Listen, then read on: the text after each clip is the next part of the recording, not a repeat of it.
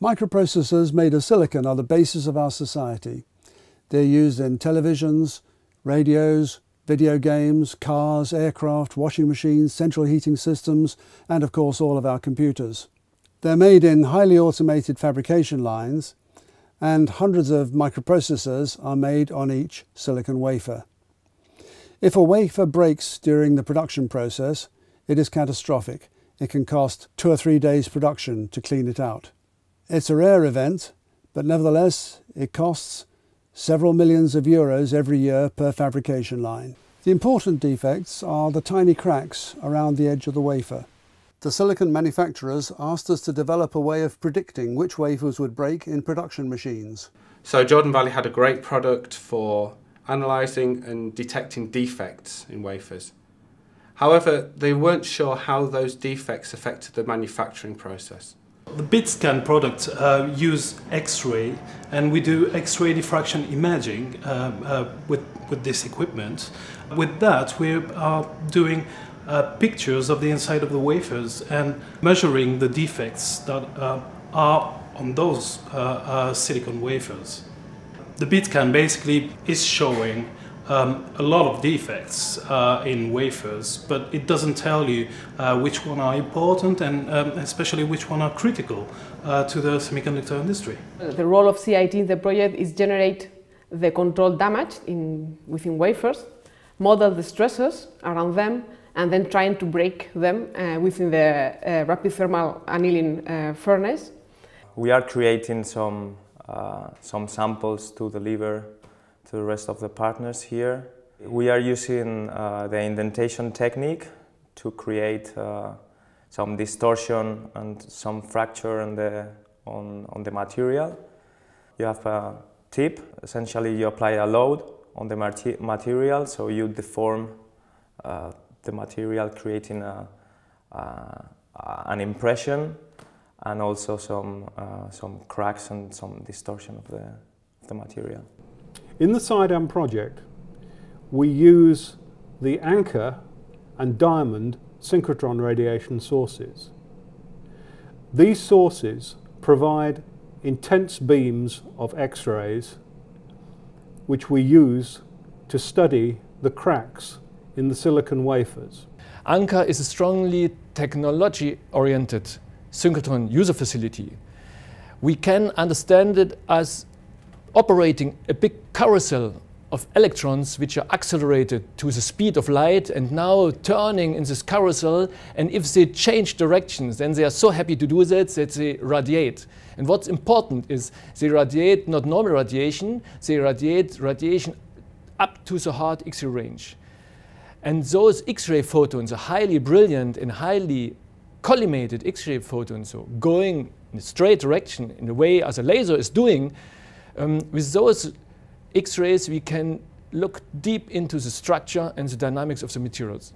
This is first of all a very big goniometer where we can handle wafers up to 300 mm diameter, but also tiny samples.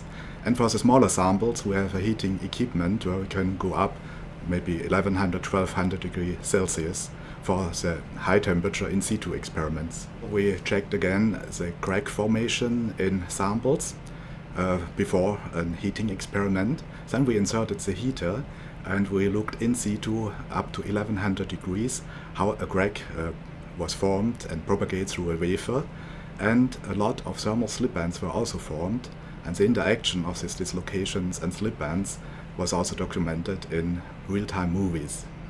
We use both the Anchor and Diamond facilities because they have different strengths in relation to our project.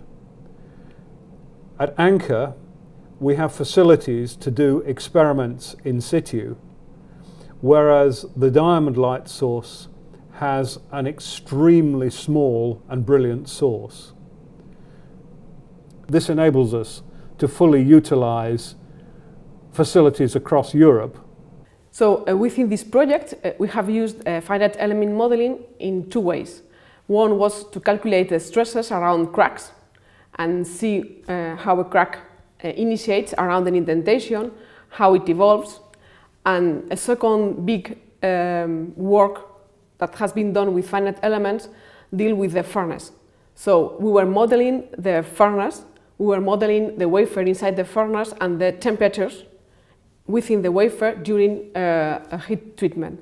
So from these temperatures, we could calculate the forces that appear within the wafer during the heat treatment. And we can see whether a defect, a crack, will grow or not during the treatment.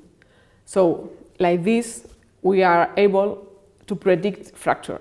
But we have to be careful because we have always to check models against experiments.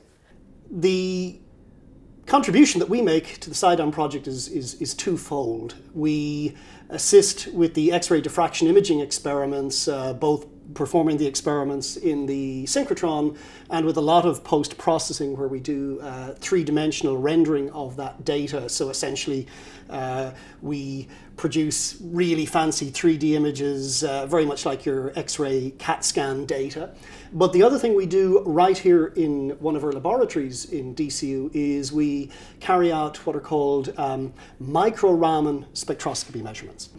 We can use our data to back up the data of our colleagues over at the synchrotron sources, because they're doing direct, in a sense, imaging of what's going on inside our silicon. Our silicon, of course, has been deliberately damaged. We ask the question, is that region around these damaged indents under compression or tension? Raman spectroscopists like myself go, aha, we can answer that question for you, and we can do it non-destructively. We can measure that stress state right up near the surface of the sample or quite deep down into the sample. By the end of this run, we will have studied a large number of wafers with cracks arising from the handling damage. These will now be taken back to San Sebastian in Spain, where they will be rapidly thermally annealed, and we will see how many of the cracks propagate when they are thermally processed in this way. Our business, in fact, is to break things. And we are very happy when we break things, and the goal of breaking things is to avoid them breaking in the real world. So that's what we do. Nothing is so practical as a good theory that has been tested by experiment. So the final stage of the testing is to introduce a crack that we believe will be dangerous, subject it to a rapid thermal anneal and see if it breaks.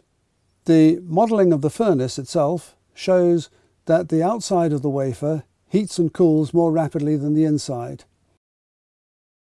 And cracks can form in the red area, starting from the edge and running through to the boundary between the red and blue area.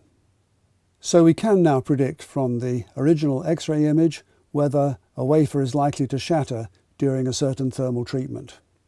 It's important to Intel to be able to maintain the pace of Moore's law, and because of that we need to bring in new materials into our manufacturing processes. We need to bring in new process technologies, we need to bring in new ways of measuring what we do in the factory. Intel doesn't have all of the capability itself. It needs to collaborate with research organisations around the world, academic institutions, and across Europe there are some great people that are able to help us in this quest. Therefore, working in Europe enables Intel to strike relationships with some really good technologists and people who are the best at what they do in the business. The main outcome of the project is that we've developed the QCRT instrument, which performs a subset of the X-ray diffraction imaging measurements that the bead scan will perform. The tool that will identify the defects that are required, and also the software to automate this process. And the special feature of this project is the industrial advisory panel that we've assembled from prominent semiconductor industries in Europe.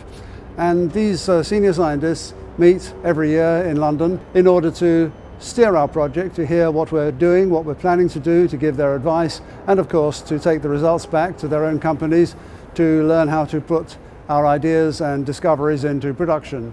For us as a foundry, it's of high importance to control the quality of the wafers, both incoming wafers, wafers in production, and also wafers we yield to customers. One of the very important things about a European research program is communicating the results to other scientists in universities and in industry and to the community at large. The Nanotechnology Knowledge Transfer Network is a network which actually does a lot of dissemination of information. So one of the dissemination methods for this particular project would be via our particular network. From my point of view, I'm gaining a lot of experience and a lot of getting to know how to work with, within a cooperative. The SIDEM project is incredibly useful for my education and my formation because it is training me both from an experimental and from the theoretical point of view. Well, it has given me experience in the modeling world, and also now I've got another point of view of material science. It's much more broader. You couldn't do the same if you were working alone in your own lab. I think that probably 10 different nationalities are represented in all SIDEM meetings. It's nice to work with people from different countries because you get to know how they work and you learn about new different techniques. You get to know the network. And also on a personal level, I mean, I enjoy getting in, getting the work done. I enjoy doing things that nobody else has done and solving problems that people have come up with and they have not got a solution for, they haven't been able to find a solution for, and we're going and finding that solution. This European collaboration has solved an important industrial problem, and it will help to keep these vital products affordable in the future.